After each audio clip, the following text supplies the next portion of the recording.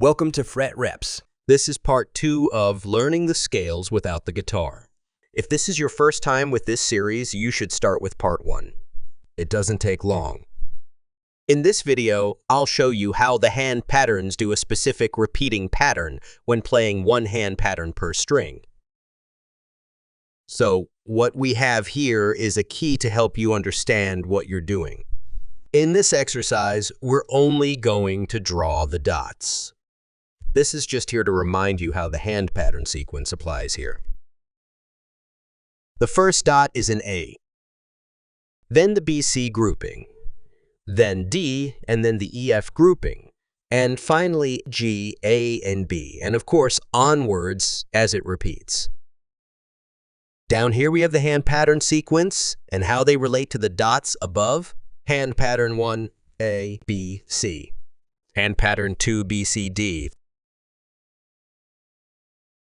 Hand pattern 3, C, D, E.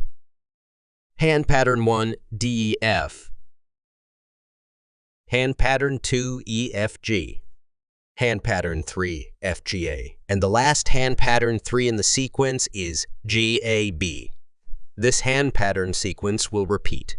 Watch the hand patterns video to get a full understanding of what this means.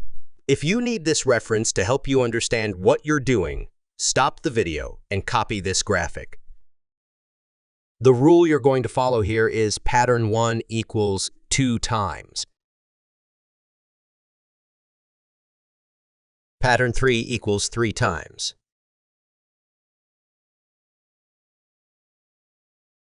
And pattern 2 equals 2 times. In this order.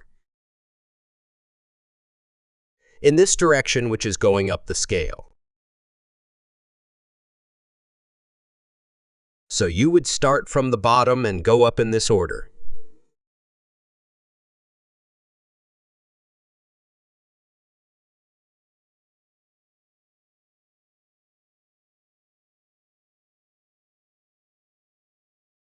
Write this sequence down. Patterns 1, 3, 2. 1, 3, 2. So you don't forget. Start by writing the string order in the margin. This will repeat over and over. Here on string 2, the B string is the B string shift. We're going to ignore this for now, just so you get used to the fact that there is a repeating pattern. Later, you'll apply the B shift rule, but for now, ignore it. We're going to start off on the 5th string, like we always do.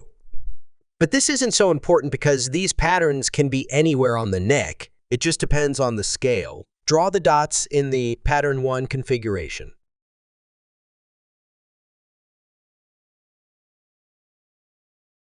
Then go to the next string and add another pattern 1. This is according to the rule pattern 1 equals 2 times. Then go to the next string and draw in the pattern 3 configuration. Do the same on the next 2 strings according to the pattern 3 rule. 3 times.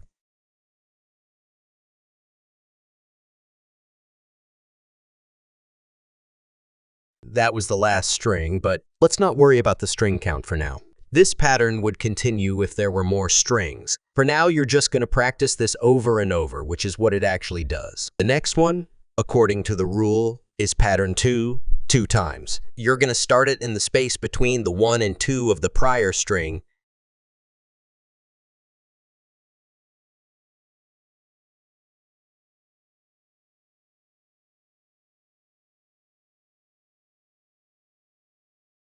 Then it starts over again with pattern 1 according to the rule, 2 times. Since you don't have to associate the notes to these dot patterns, the dots can be anywhere on the neck in this order. The pattern will be the same, but the notes associated with the dots can and will be different. Some may be sharp or flat, and the EFBC group will be different notes, breaking the EFBC rule. It just depends on where you start this sequence. Knowing this will help you move the scale anywhere you want on the neck and not care what the notes are.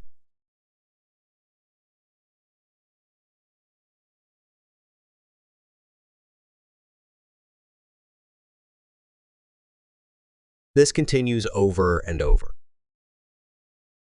It's that simple. It doesn't matter where you start. For instance, what if you start with pattern 3?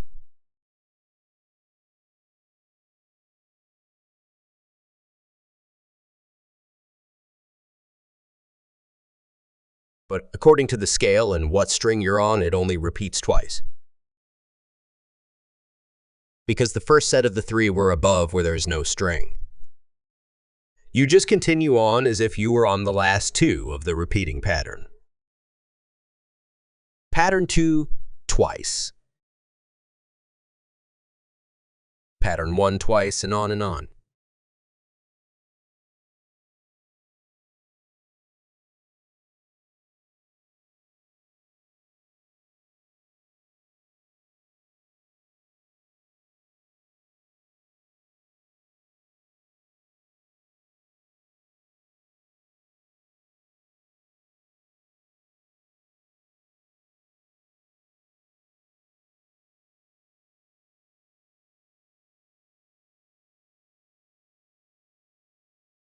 It doesn't matter where you start. You could start here, or here on pattern 2. You just continue the sequence.